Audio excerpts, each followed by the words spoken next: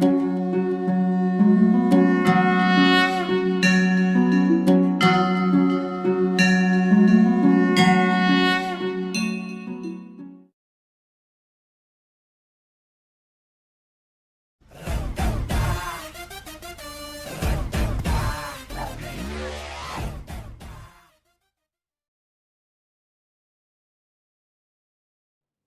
Morning વિદ્યાર્થી મિત્રો.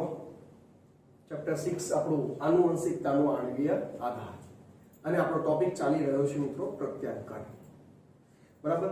હવે આજે પણ મિત્રો આપણે પ્રત્યાંકન ટોપિકની અંદર પ્રત્યાંકન વાળો ટોપિક હજુ ચાલ્યા કરવાનો છે.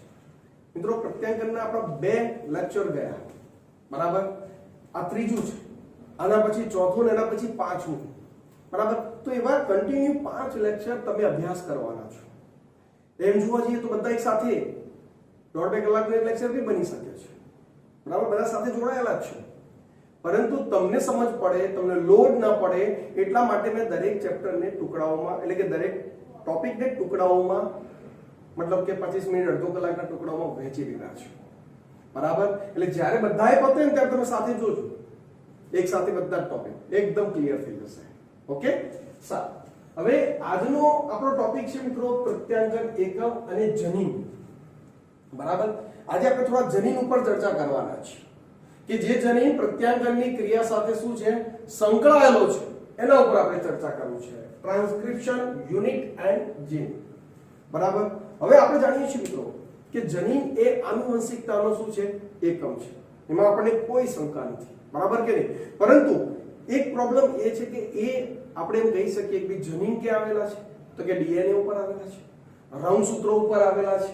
બરાબર કે નહીં મિત્રો? આપણે ધારો કે આ રીતે જે રંગસૂત્રો દર્શાવી દઈએ છીએ, બરાબર, તો એ રંગસૂત્રો પર આપણે ખબર છે આવી રીતે જનીનો A B C જનીનો દર્શાવી શકીએ છીએ. બરાબર. પણ આ રંગસૂત્ર શાનું બનેલું છે, તો આપણે આ ચેપ્ટરની શરૂઆતમાં જ જોઈ ગયેલા ન્યુક્લિક એસિડ, ન્યુક્લિયન. બરાબર. જેને આપણે ડીએનએ ની ડબલ કુંતળ શૃંખલા દ્વારા આખો રચના તૈયાર થાય, એમાંથી જ આપણું આ રંગસૂત્ર તૈયાર થતું જોવા મળે છે. મતલબ ડીએનએ ઉપર આપણા જનીનો આવેલા છે. જનીન ડીએનએ પર શું હોય છે, સ્થિત હોય છે. બરાબર. એ આપણે કોઈ શંકા નથી એમાં. જનીનને ડીએનએ અનુક્રમના શબ્દોમાં વ્યાખ્યાયિત કરવું મુશ્કેલ છે. જનીનને ડીએનએ ના અનુક્રમ શબ્દોમાં વ્યાખ્યાયિત કરવું શું છે, થોડું મુશ્કેલ છે. કારણ કે એક તો જનીન આનુવંશિકતા સાથે સંકળાયેલું છે, લક્ષણોની અભિવ્યક્તિ સાથે સંકળાયેલું છે. બરાબર. કેટલાક જનીન નિયંત્રક જનીન તરીકે વર્તે છે. બરાબર કે નહીં? એટલે જનીન ઘણા બધા કાર્યો સાથે સંકળાયેલું છે. બરાબર. ઓકે, આગળ શું કહે છે કે ડીએનએ અનુક્રમ કે જે ટ્રાન્સફર આરએનએ અથવા તો રિબોસોમલ આરએનએ અણુનું સંકેતન કરે છે, તેનાથી પણ જનીન વ્યાખ્યાયિત થાય છે. બરાબર. આપણે નોર્મલી શું જનીન એટલે શું, ખાલી પ્રોટીન સંશ્લેષણનું જ કાર્ય કરે. બરાબર. જનીન બીજા બધા સંકેતનો પણ કાર્ય કરે છે, જેમ કે ટ્રાન્સફર આરએનએ, રિબોસોમલ આરએનએ, એમનું પણ સંકેતન કરતો હોય છે. બરાબર. એટલે ઘણા બધા સંકેતનો કાર્ય સાથે શું છે, સંકળાયેલો છે. બરાબર. ઓકે, હવે મેઇન પોઈન્ટ આવે છે, ધ્યાન આપજો. વ્યાખ્યા અનુસાર સિસ્ટ્રોન પ્રત્યાંકન એકમમાં બંધારણીય જનીનમાં રહેલો ડીએનએ નો એક ખંડ છે જે પોલીપેપ્ટાઇડનું પ્રત્યાંકન કરે. કોનું પ્રત્યાંકન કરે મિત્રો? પોલીપેપ્ટાઇડ શૃંખલાનું પ્રત્યાંકન કરે. આપણે જાણીએ છીએ કે એ જ પોલીપેપ્ટાઇડ શૃંખલા આગળ જતા કોનું નિર્માણ કરે છે? પ્રોટીનનું નિર્માણ કરે છે. બરાબર. તો એવી શૃંખલાને એને શું કીધું? સિસ્ટ્રોન તરીકે ઓળખાવી. કોના તરીકે ઓળખાવી મિત્રો? સિસ્ટ્રોન તરીકે ઓળખાવી. તો હવે ખાસ જોવાનું છે મિત્રો, યાદ કરો, બે શૃંખલા હતી, એક 5 to 3 અને બીજી શૃંખલા હતી એક 3 to 5. બરાબર. એ બે શૃંખલાઓ છે, એક 5 to 3 તો બીજી કઈ છે 3 to 5. બરાબર. આપણે જાણીએ છીએ કે 3 to 5 એ કઈ ટેમ્પલેટ તરીકે વર્તે છે. બરાબર. બધી બંધારણીય જનીન છે, બધા જ કોડિંગ શૃંખલાઓ છે, પણ ટેમ્પલેટ તરીકે કોણ વર્તે છે? 3 to 5 શૃંખલા વર્તે છે. બરાબર. રીઝન તો કે આરએનએ પોલિમરેઝ ઉત્સેચક 5 to 3 ની દિશામાં જ કામ કરે છે, તો એની સામે જ કામ કરવાનું. બીજું, તમે એમ કહેશો સર તો 3 to 5 તો શૃંખલા આ પણ છે, જો બધી ચર્ચા કરી ગયા મિત્રો, પણ મેં તમને કીધું બધા જ ટોપિક એકબીજા સાથે શું છે, જોડાયેલા છે. એટલે આપણે બધા એને સાંકળવાના છે, જોડવાના છે. તો અહીંયા તમે સમજો, આપણો એક વસ્તુ એટલું યાદ રાખવાનું કે પ્રમોટર આગળ હોવું જોઈએ અને સમાપક પાછળ હોવું જોઈએ. તો જે 5 શૃંખલા હશે, બરાબર, એના આગળ મિત્રો યાદ કરો 10 નાઇટ્રોજન બેઝ આગળ, એટલે ટાટા બોક્સ યાદ આવે છે કે નહીં, એગ્નોસ બોક્સ તો અથવા તો પ્રિગ્નો બોક્સ, તો એવો TA એડેનિન થાઇમિનથી પ્રચુર માત્રાવાળો ત્યાં આરએનએ પોલિમરેઝ જોડાય છે, અપસ્ટ્રીમ જેને કહેવાય, બરાબર ને, એટલે ત્યાં આરએનએ પોલિમરેઝ શૃંખલા જોડાય ને અહીંયાથી એનો મેસેન્જર આરએનએ એટલે કે આરએનએ નું સુધા પ્રત્યાંકન થાય છે આ જનીન દ્વારા, અને છેલ્લે સમાપક તો એ પણ કઈ શૃંખલા તો કે ત્રણના છેડાવાળા ઉપર જ આવેલો હોય છે માહિતી. ચલો ક્લિયર છે, ઓકે. તો આ વસ્તુ આપણે શીખી ગયા છે. પણ મિત્રો આપણો જે આ જનીન છે ખરો, જ્યારે પ્રત્યાંકન કરતો હોય ત્યારે એ ટ્રાન્સફર આરએનએ નું પણ પ્રત્યાંકન કરી શકે છે, એ રિબોઝોમલ આરએનએ નું પણ પ્રત્યાંકન કરી શકે છે, બરાબર કે નહીં, અને સાથે સાથે કોનું મેસેન્જર આરએનએ નું પણ પ્રત્યાંકન કરી શકે છે, બરાબર. તો આમાંથી કયો આરએનએ પોલીપેપ્ટાઇડ શૃંખલા માટેની માહિતી લઈને જાય છે, કયો આરએનએ પોલીપેપ્ટાઇડ શૃંખલા માટેની માહિતી લઈને જાય છે, તમને ખબર જ છે, મેં લખી દીધું છે પણ તમને ખબર છે કોણ, મેસેન્જર આરએનએ છે કે જેના ઉપર પેલા સંકેતો છપાયેલા છે, કોના, પેલા ત્રણની શૃંખલા વાળાના, બરાબર કે નહીં, અને એ પોલીપેપ્ટાઇડ શૃંખલા માટેની માહિતીનું શું કરે, વહન કરતો હોય છે. ચલો ક્લિયર છે. તો એનો મતલબ એવો થયો કે જે જનીન શૃંખલાઓ કે જે કોનું સંકેતન કરતી હોય, મેસેન્જર આરએનએ નું સંકેતન કરતી હોય, એ શૃંખલાઓને મિત્રો શું કહે છે, સિસ્ટ્રોન તરીકે ઓળખવામાં આવે છે. એ શૃંખલાઓને શું કહે છે મિત્રો, સિસ્ટ્રોન કહે છે, બરાબર. જનીનની અંદર તો ટ્રાન્સફર આરએનએ નું પણ સંકેતન થાય, રિબોસોમલ આરએનએ નું પણ સંકેતન થાય, અમુક નિયામકી પણ હોય, પ્રમોટર હોય, સમાપક હોય કે જે પ્રત્યાંકનમાં ભાગ લેતા ના હોય, ખાલી નિયંત્રણનું કાર્ય કરતા હોય, બરાબર. તો આમાંથી કયા બંધારણીય જનીનને સમજો મિત્રો, કયા બંધારણીય જનીન કે જે ડીએનએ નો ખંડ છે કે જે શું તરીકે ઓળખાય, સિસ્ટ્રોન તરીકે ઓળખાશે, તો કે જે પોલીપેપ્ટાઇડ નું સંશ્લેષણ મતલબ કે પોલીપેપ્ટાઇડ નું પ્રત્યાંકન કરતો હોય જે જનીનનો ટુકડો, એને મિત્રો શું કહેવાય, સિસ્ટ્રોન કહે છે. ખ્યાલ આવે છે કે નહીં? તો અહીંયા તમે જોઈ શકો છો કે ભાઈ આ જનીનનો ટુકડો તો ટ્રાન્સફર આરએનએ નું સૂચન કરે છે, આ જનીનનો ટુકડો રિબોસોમલ આરએનએ નું સૂચન કરે છે, આ તો પ્રમોટર છે, આ તો સમાપક છે, પરંતુ આ જે જનીનનો ટુકડો જે ખરો એ કોનું પ્રત્યાંકન કરે છે, તો કે મેસેન્જર આરએનએ નું પ્રત્યાંકન કરે છે. અને આપણે જાણીએ છીએ કે મેસેન્જર આરએનએ ઉપર છપાયેલી માહિતી આગળ જઈને કોનું નિર્માણ કરે, પોલીપેપ્ટાઇડ શૃંખલાનું નિર્માણ કરે છે, બરાબર. તો આપણો આ જનીનનો ટુકડો એટલે શું થઈ ગયો મિત્રો, એને સિસ્ટ્રોન તરીકે ઓળખવામાં આવે છે, બરાબર. તો દરેક વિદ્યાર્થીઓને આટલું તો ક્લિયર થઈ જ ગયું કે ભાઈ સિસ્ટ્રોન કોને કહેવાય, બરાબર કે નહીં, ઓકે. તો પહેલી તો એ વસ્તુ દરેક વિદ્યાર્થીને આ ક્લિયર થવી જોઈએ, ઓકે. હવે એના પછીનો શબ્દ, એના પછી આપણને એનસીઈઆરટી માં બે વર્ડ સ્પષ્ટપણે આપણને ઉલ્લેખ કરેલા છે, બરાબર. એ બંને વર્ડ જોઈએ મિત્રો, તો એમાં એક વર્ડ છે મિત્રો સુકોષ કેન્દ્રીય કોષની અંદર જોવા મળતો અને એક આદિકોષ કેન્દ્રીય કોષમાં. સુકોષ કેન્દ્રીય કોષમાં જોવા મળે છે મિત્રો મોનોસિસ્ટ્રોનિક શૃંખલા, જ્યારે આદિકોષ કેન્દ્રીય કોષમાં જોવા મળે છે પોલીસિસ્ટ્રોનિક શૃંખલાઓ, બરાબર. આપણે આને યુકેરિયોટિક સેલ કહીશું, બરાબર કે નહીં, સુકોષ કેન્દ્રીય કોષને આમને શું કહીશું મિત્રો, પ્રોકેરિયોટિક સેલ, બરાબર. આ વસ્તુ તો આપણા માઇન્ડમાં ક્લિયર જ છે. તો શબ્દ જુઓ મિત્રો, હાલ શું વાત થઈ, સિસ્ટ્રોન, કે ભાઈ સિસ્ટ્રોન કોણ, તો કે જે શૃંખલા પોલીપેપ્ટાઇડ નું સંશ્લેષણ કરે એ શૃંખલાને સિસ્ટ્રોન કહેવાય. હવે પોલીપેપ્ટાઇડ નું સંશ્લેષણ એટલે જે શૃંખલા, જે ડીએનએ ની શૃંખલા મેસેન્જર આરએનએ નું સંશ્લેષણ કરતી હોય એ જ આપણો શું થઈ ગયો, સિસ્ટ્રોન, બરાબર. હવે આગળ શું કહે છે જુઓ કે ભાઈ સુકોષ કેન્દ્રીય કોષમાં મોનોસિસ્ટ્રોનિક શૃંખલાઓ છે, જ્યારે આદિકોષ કેન્દ્રીય કોષની અંદર કેવી, તો કે પોલીસિસ્ટ્રોનિક શૃંખલાઓ છે. તો કે હવે આજનો આપણો ટોપિક એ છે મિત્રો કે ભાઈ મોનોસિસ્ટ્રોનિક અને પોલીસિસ્ટ્રોનિક ને આપણે સમજવાનું છે, બરાબર. મોનો એટલે સિંગલ અને પોલી એટલે એક કરતા વધારે, બે કરતા વધારે. ખ્યાલ આવે છે કે નહીં? તો અહીંયા તમે જુઓ મોનોસિસ્ટ્રોનિક એટલે શું, પહેલા એને સમજીએ કે ભાઈ આ એક જનીનનો ટુકડો છે, એક આ જનીનનો એક ભાગ છે, આગળના ભાગે નિયામક જનીન કે નિયંત્રક જનીન હોય, સમાપક હોય, આપણે એને ધ્યાનમાં લઈએ. પરંતુ આ જે પ્રોપર જે સિસ્ટ્રોનિક જનીન જે કહેવાય, જેને આપણે હમણાં શબ્દ વાપર્યો મિત્રો સિસ્ટ્રોન, બરાબર. હવે આ સિસ્ટ્રોન જનીન છે એટલે એ કોનું નિર્માણ કરશે?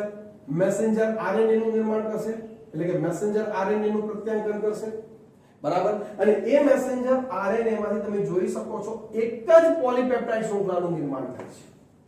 એ મિત્રો એક જ પોલીપેપ્ટાઇડ શૃંખલાનું નિર્માણ થાય, બરાબર. તો એક જ પોલીપેપ્ટાઇડ શૃંખલા બનીને તો આવા સંકેતન, આ જે સિસ્ટ્રોન કરો એને એક જ પોલીપેપ્ટાઇડ શૃંખલાનું સંકેતન કર્યું તો આવા જે સિસ્ટ્રોન કહેવાય એને મિત્રો શું કહેવાય? મોનોસિસ્ટ્રોનિક કહેવાય. શું કહેવાય છે મિત્રો? મોનોસિસ્ટ્રોનિક શૃંખલા. એટલે આપણે જે સુકોષ કેન્દ્રીય કોષ ધરાવતા જે સજીવો છીએ એની અંદર એક જનીન એક જ મેસેન્જર આરએનએ બનાવે ને એક જ મેસેન્જર આરએનએ માંથી એક જ પોલીપેપ્ટાઇડ શૃંખલાનું શું થાય? નિર્માણ થતું હોય છે. ઓકે, તો આવી સ્થિતિને મિત્રો મોનોસિસ્ટ્રોનિક કહે છે. ચલો ક્લિયર. હવે એની કમ્પેરિઝન કરીએ એટલે વધારે ચિત્ર ક્લિયર થશે. હવે પ્રોકેરિયોટિક સેલ મતલબ કે આદિ કોષ કેન્દ્રીય કોષ, તો એની અંદર પોલીસિસ્ટ્રોનિક, સમજો મિત્રો કઈ રચના? પોલીસિસ્ટ્રોનિક, બરાબર. હવે અહીંયા એક મેં શબ્દ વાપર્યો છે લેગ ઓપેરોન. મિત્રો બેક્ટેરિયાની અંદર, બરાબર, આ નિયંત્રક જનીન વાળો એક ટોપિક પાછળ આવવાનો છે. લગભગ 3-4 લેક્ચર પછી ટોપિક છે ઓલરેડી આપણે, બરાબર, લેગ ઓપેરોન. તો એની અંદર એ ટોપિકની અંદર બહુ સ્પષ્ટતા કરેલી છે. એટલે જ્યારે આ ટોપિક એ વખતે ચાલશે ને તમને વધારે ખબર પડશે. પરંતુ મેં અહીંયા થોડું ઉદાહરણ લઈ લીધું છે કે ભાઈ જુઓ, આ આદિકોષ કેન્દ્રીય કોષનું જનીન છે, બરાબર. હવે આ એનો સિસ્ટ્રોનિક જનીન છે. હવે એમાંથી શું બન્યું? તો કે મેસેન્જર આરએનએ નું પ્રત્યાયન થયું, બરાબર. પણ એમાં તમે જો મેં 3 વિસ્તાર દર્શાવે છે ZYA, બરાબર. હવે જ્યારે આ મેસેન્જર આરએનએ માંથી પોલીપેપ્ટાઇડ શૃંખલાઓ બને છે મિત્રો, ત્યારે 1, 2 અને 3 અલગ અલગ પ્રકારના ઉત્સેચકો બનાવતી 3 પોલીપેપ્ટાઇડ શૃંખલાઓનું નિર્માણ કરે છે. કેટલા? 3 પોલીપેપ્ટાઇડ શૃંખલાઓનું શું થાય? નિર્માણ કરે છે, બરાબર. તો એને તો એક કરતા વધારે પોલીપેપ્ટાઇડ શૃંખલાઓ બનાવી. રેડી? તો એટલા માટે એને શબ્દ શું વાપર્યો છે મિત્રો? પોલીસિસ્ટ્રોનિક શબ્દ વાપરેલો છે કે બે આદિકોષ કેન્દ્રીય કોષ ધરાવતા જે સજીવો જે ખરા એની અંદર જે જનીનો જે ખરા ને એ જનીનોમાં કન્ટિન્યુ સિસ્ટ્રોનની જ ગોઠવણી થયેલી હોય છે. મતલબ કન્ટિન્યુ એવા જનીનો છે કે જે પોલીપેપ્ટાઇડ શૃંખલાઓ કન્ટિન્યુ બનાવવાની ક્ષમતા ધરાવે છે. જ્યારે આપણે સુકોષ કેન્દ્રીય કોષમાં એવું નથી મિત્રો. એક જનીન એક જ પોલીપેપ્ટાઇડ શૃંખલાની માહિતી ધરાવતો હોય છે, બરાબર. એટલે સુકોષ કેન્દ્રીય કોષ માટે શબ્દ શું વાપરવો? મોનોસિસ્ટ્રોનિક. અને આદિકોષ કેન્દ્રીય કોષ માટે શબ્દ શું વપરાશે મિત્રો? પોલીસિસ્ટ્રોનિક શબ્દ ક્લિયર થાય છે. ઓકે, તો આશા રાખું કે દરેક વિદ્યાર્થીઓને આ મોનોસિસ્ટ્રોનિક અને પોલીસિસ્ટ્રોનિક શબ્દો ક્લિયર થઈ ગયા હશે, બરાબર. ફરીથી એકવાર આમાં જો મિત્રો ZYA મેં 3 અલગથી દર્શાવેલા, બરાબર. તો અહીંયા જે મેસેન્જર આરએનએ આવશે 3 પોલીપેપ્ટાઇડ શૃંખલાઓ બનાવે, બરાબર. એટલે એનો કન્ટિન્યુ જનીન કન્ટિન્યુ અલગ અલગ પોલીપેપ્ટાઇડ શૃંખલાઓ બનાવવાની ક્ષમતા ધરાવે છે. આપણામાં એવું નથી, સુકોષ કેન્દ્રીય કોષમાં એવું નથી. એક જનીન એક જ પોલીપેપ્ટાઇડ શૃંખલાની માહિતીનું વહન કરે છે. એટલે એ મોનોસિસ્ટ્રોનિક, પેલો પોલીસિસ્ટ્રોનિક. ચલો ક્લિયર? ઓકે. હવે આપણામાં થોડું હજુ પણ કોમ્પ્લિકેટેડ છે, જે હવે આદિકોષ કેન્દ્રીય કોષમાં નથી. એટલે અહીંયા મેં એક બાઉન્ડ્રી પૂરી કરી દીધી, આની વાત પૂરી થઈ ગઈ. હવે આપણે કન્ટિન્યુ સુકોષ કેન્દ્રીય કોષની વાત કરીએ. સુકોષ કેન્દ્રીય કોષમાં જે આપણો જનીન જે ખરો કે જે પ્રત્યાયનની ક્રિયામાં ભાગ લે છે, મતલબ જે મેસેન્જર આરએનએ બનાવે છે, જેને આપણે સિસ્ટ્રોન કીધો, બરાબર. એ વિક્ષેપિત કોડિંગ શૃંખલા ધરાવે છે. કેવી શૃંખલા ધરાવે છે મિત્રો? વિક્ષેપિત. એટલે આ જે શૃંખલા છે ને આ સિસ્ટ્રોન વાળી, એ પાછી કેવી છે? વિક્ષેપિત છે. કેવી છે મિત્રો? વિક્ષેપિત. વિક્ષેપિત એટલે કેવી રીતે? તમે જુઓ, અહીંયા મેં એક જનીન બતાવેલો છે જે અભિવ્યક્તિ સાથે સંકળાયેલો છે. તો એની અંદર તમે જો મિત્રો E મેં એવા એક સિમ્બોલ બતાવેલા છે. E મતલબ એક્ઝોન્સ અને I મતલબ ઇન્ટ્રોન્સ. E મતલબ એક્ઝોન્સ, I મતલબ ઇન્ટ્રોન્સ. હવે આ એક્ઝોન્સ અને ઇન્ટ્રોન્સ છે શું? બરાબર. તો આ વિભક્ત જનીન કહેવાય, વિક્ષેપિત જનીન છે, બરાબર. આમાં એવું છે મિત્રો કે આ જે E જે ખરા ને એક્ઝોન્સ, એ એક્ઝોન આગળ પોલીપેપ્ટાઇડ શૃંખલાના નિર્માણ સાથે સંકળાયેલો છે, બરાબર, એ અભિવ્યક્ત થાય છે, પણ ઇન્ટ્રોન્સ જે કરે ને એ અભિવ્યક્ત થતા નથી.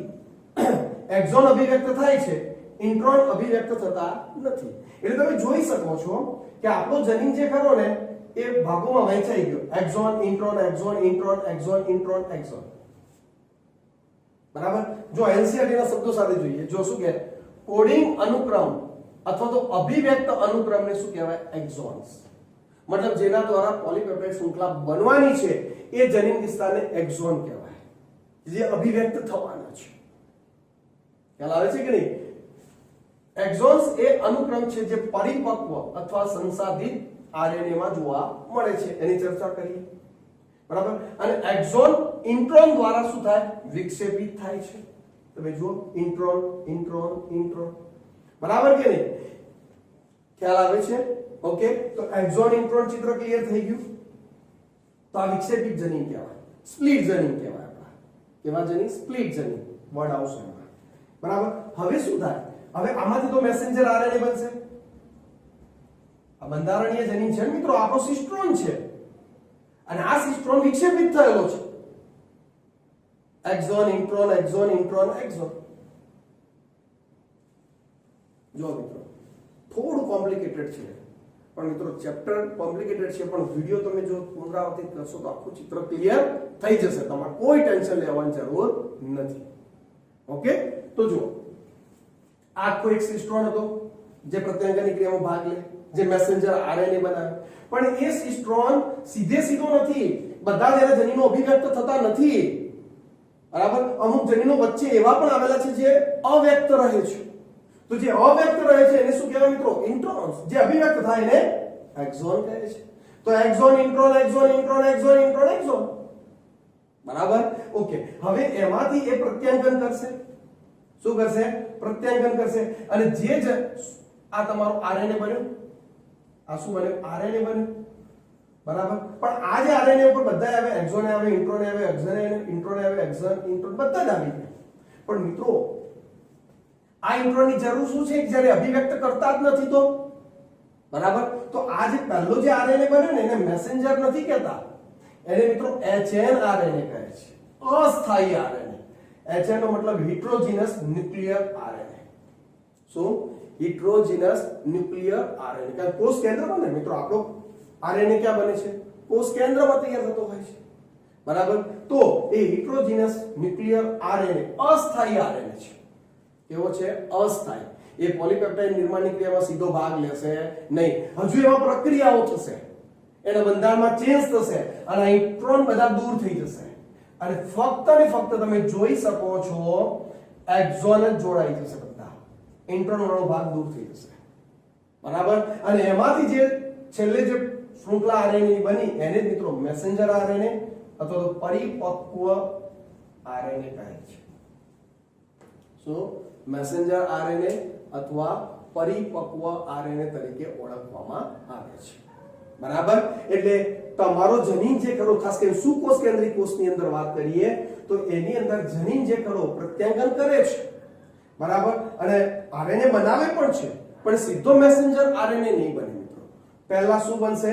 એચએન આરએનએ એટલે અસ્થાયી આરએનએ બનશે, અને એમાંથી પછી પ્રોસેસ થઈ ઇન્ટ્રોન વાળો વિસ્તાર દૂર થશે, અને પછી એકલા એક્ઝોન જોડાઈને પ્રોપર પરિપક્વ મેસેન્જર આરએનએ બને છે. હવે આ જે પ્રોસેસ જે ખરી મિત્રો, બરાબર, અને આ પછીના લેક્ચરમાં આપણે ચર્ચા કરવાના છે. ખ્યાલ આવી ગયો? અહીંયા એટલો ડીપમાં નથી, ડીપમાં ત્યાં છે, હું ચર્ચા કરીશ. અહીંયા ફક્ત એટલું સમજો કે આપણો જે સિસ્ટ્રોન જે ખરો એ વિક્ષેપિત થયેલો હોય છે. કેમ વિક્ષેપિત? એને કોણ વિક્ષેપિત કરે? તો એક્ઝોનને વિક્ષેપિત કરે છે કોણ? પેલો ઇન્ટ્રોન કરે છે. પ્રત્યાંગનમાં એટલે કે અભિવ્યક્તમાં ખાલી એક્ઝોન જ આવવાનો છે, પણ પહેલા છપાઈ તો જશે જ માહિતી. કામ વગરના આ ઇન્ટ્રોન વાળા પણ ન્યુક્લિયોટાઇડ તો ગોઠવાઈ જશે બધા, રેડી. તો એને અસ્થાયી આરએનએ કહી દીધો, અને પછી એમાંથી સ્થાયી આરએનએ નું શું થાય? નિર્માણ થાય છે. ઓકે, હવે જો વર્ડ ફરીથી વાંચું છું.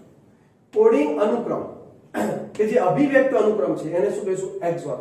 એક્ઝોન એ અનુક્રમ છે જે પરિપક્વ અથવા તો સંસાધિત આરએનએ માં જોવા મળે. આવી ગયું? સંસાધિત આરએનએ માં, પરિપક્વ આરએનએ માં. એક્ઝોન ઇન્ટ્રોન દ્વારા વિક્ષેપિત થાય છે. આ જો ઇન્ટ્રોન દ્વારા વિક્ષેપિત થયો, ઓકે, અથવા તો હા વિક્ષેપિત થાય છે ઇન્ટ્રોન અથવા તો મધ્યવર્તી અનુક્રમ. આ મધ્યવર્તી જ અનુક્રમ છે ને બધા, તો ઇન્ટ્રોન અથવા મધ્યવર્તી અનુક્રમ પરિપક્વ અથવા તો પ્રક્રિયા પામેલ આરએનએ માં જોવા મળતા નથી. આ પરિપક્વ આરએનએ છે, મેસેન્જર આરએનએ છે, જે પોલીપેપ્ટાઇડ શૃંખલા માટે માહિતી લઈને જવાનું છે. તો એમાં છે ઇન્ટ્રોન? ના, એમાંથી ઇન્ટ્રોન સુધી જાય દૂર થઈ જતા જોવા મળે છે. ચલો ક્લિયર છે, ખ્યાલ આવી ગયો, રેડી? હવે મેઇન પોઈન્ટ બધા પૂરા થઈ ગયા. લાસ્ટ આ ટોપિક ના એનસીઆરટી ના જે બે ત્રણ વાક્યો છે એના ઉપર આપણે ચર્ચા કરી લઈએ. શું કહે છે? ડીએનએ ના ખંડના અર્થમાં વિભાજિત જનીન એટલે કે સ્પ્લિટ જનીન વ્યવસ્થા જનીન વ્યાખ્યાને જટિલ બનાવી દે છે. બરાબર, સ્પ્લિટ જનીનની વાત આવી મિત્રો, એક્ઝોન ઇન્ટ્રોન, બરાબર. એટલે આવા જનીનને કે જે ઇન્ટ્રોન દૂર કરવાના છે આવા જનીન તો સ્પ્લિટ જનીન તરીકે ઓળખવામાં આવે છે. ઓકે, આગળ લક્ષણોની આનુવંશિકતા પણ બંધારણીય જનીનના પ્રમોટર અને નિયામક અનુક્રમો દ્વારા જ અસર પામે છે. ભાઈ લક્ષણોની જે આપણી આનુવંશિકતા છે એ કયો જનીન અભિવ્યક્ત થશે, કયો નહીં થાય, એ બધું કોના હાથમાં છે? પેલા પ્રમોટર અને નિયામકોના હાથમાં છે. પ્રમોટર અને નિયામકોના હાથમાં છે. બરાબર. હવે ધારો કે તમે ખોરાકમાં મિત્રો સ્ટાર્ચ લો છો, રોટલીનો ખોરાક તરીકે ઉપયોગ કરો છો, કોરી રોટલી, ઘી નથી ચોપડી, બરાબર. તો સ્ટાર્ચ એટલે તો પોલિસેકેરાઇડ છે. તો એના માટે કયા ઉત્સેચકની જરૂર પડે? એમાઇલેઝની જરૂર પડે. તો એમાઇલેઝનો સ્ત્રાવ થશે, તો એમાઇલેઝનું પ્રમાણ ઘટશે, તો ડીએનએ કયા ઉત્સેચક બનાવવા માટેની પોલીપેપ્ટાઇડ શૃંખલા બનાવશે? એમાઇલેઝ વાળી. કોઈ પ્રોટીન કે લિપિડના પાચન માટેના ઉત્સેચકોની લાઇપેઝ કે પ્રોટીઝ એવી તો પોલીપેપ્ટાઇડ શૃંખલાનું નિર્માણ કરવાની એને જરૂર નથી. તો એને અટકાવવા માટે પ્રમોટર નિયામકો બહુ મહત્વનો ભાગ ભજવે. એ પણ આપણે ડીપમાં આગળ જોઈશું. આથી ક્યારે નિયામક અનુક્રમને જોજો મિત્રો, નિયામક અનુક્રમ પેલા આજે આપણે હાલ વાત કરી ને જનીન છે, તો આ તમારો સિસ્ટ્રોન છે, પણ એને અભિવ્યક્ત થવા દેવો નહીં થવા દેવો, આરએનએ પોલિમરેઝ જોડાવાનું સ્થાન, બરાબર, એ બધા નિયામકો કહેવાય. બરાબર. તો એ અનુક્રમને હળવાશથી નિયામક જનીન તરીકે ઓળખવામાં આવે છે, મતલબ નિયંત્રક જનીન તરીકે ઓળખવામાં આવે છે. બરાબર. તેમ છતાં આ અનુક્રમ કોઈ પણ આરએનએ અથવા તો પ્રોટીનનું સંકેતન કરતા નથી. ભાઈ નિયંત્રક જનીન હોય કે પ્રમોટર હોય કે સમાપક હોય, શું એ કોઈ આરએનએ કે પ્રોટીનનું બનાવવાનું કામ કરે છે? ના. આરએનએ કે પ્રોટીન બનાવવાનું કામ તો કોણ કરે? જનીનો કરે છે. બંધારણીય જનીનો જે ટેમ્પલેટ શૃંખલા તરીકે વર્તે એ લોકો કરે છે, કોડિંગ શૃંખલા કરે છે. ખ્યાલ આવે છે કે નહીં? ઉતરે છે મગજમાં? ક્લિયર?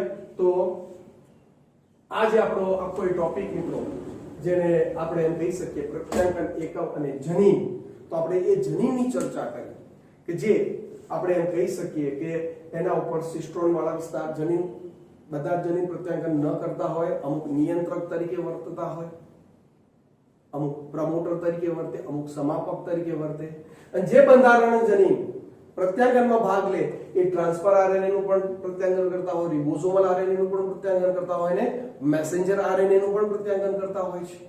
બરાબર. પણ એમાંથી જે પોલીપેપ્ટાઇડ શૃંખલાનું નિર્માણ કરે એ જનીન વિસ્તારને શું કહેવાય? સિસ્ટ્રોન કહે છે. બરાબર. એટલે આપણને ખબર પડી કે જે મેસેન્જર આરએનએ નું પ્રત્યાંકન કરે છે આપણો શું છે? સિસ્ટ્રોન છે. બરાબર. પછી એમાંથી આપણે લાસ્ટ ચર્ચા શું કરી? તો કે એક જ જનીન એક જ પોલીપેપ્ટાઇડનું સંશ્લેષણ કરે તો મોનોસિસ્ટ્રોનિક, જે સુકોષ કેન્દ્રીય કોષમાં જોવા મળે. એક જ જનીન પણ એક કરતા વધારે પોલીપેપ્ટાઇડ શૃંખલાઓનું સંશ્લેષણ કરે તો પોલિસિસ્ટ્રોનિક, જે આદિકોષ કેન્દ્રીય કોષમાં જોવા મળે. આપણો મોનોસિસ્ટ્રોનિક સુકોષ કેન્દ્રીય કોષમાં જનીન સિસ્ટ્રોન વિક્ષેપિત થયેલો છે. એક્ઝોન ઇન્ટ્રોન જેવા વિસ્તાર જોવા મળે છે. ઇન્ટ્રોન અભિવ્યક્તિમાં ભાગ લેતા નથી. બરાબર. તો પહેલો આરએનએ બનશે અસ્થાયી આરએનએ, એચએનઆરએનએ બનશે, અને એમાંથી ઇન્ટ્રોન દૂર થઈ જાય છે, અને પછી મેસેન્જર આરએનએ ફક્ત એક્ઝોન જ ભાગ લે છે, અને એ જ પોલીપેપ્ટાઇડ શૃંખલાની માહિતી આપે છે. ચલો ક્લિયર છે. અને આવા જનીનને મિત્રો શું કહીએ આપણે? તો કે આવા જનીનને આપણે કેવા? સ્પ્લિટ જનીન તરીકે ઓળખીએ છીએ. બરાબર. જે આપણી જનીનની વ્યાખ્યા હજુ વધારે જટિલ બનાવે છે. અને મેઇન લાસ્ટ પોઈન્ટ કે ભાઈ આ તમારા નિયામક અનુક્રમ હળવાશથી નિયામક જનીન તરીકે ઓળખાય છે, આ બધા આગળવાળા. બરાબર. બરાબર. આ અનુક્રમ કોઈ પણ આરએનએ અથવા તો પ્રોટીનનું સંકેતન કરતા નથી, કારણ કે તો લોકો નિયંત્રક તરીકે વર્તે છે. ચલો, ક્લિયર છે? ખ્યાલ આવી ગયો? આશા રાખું કે દરેક વિદ્યાર્થીના ટોપિક ક્લિયર થઈ ગયો હશે. બરાબર.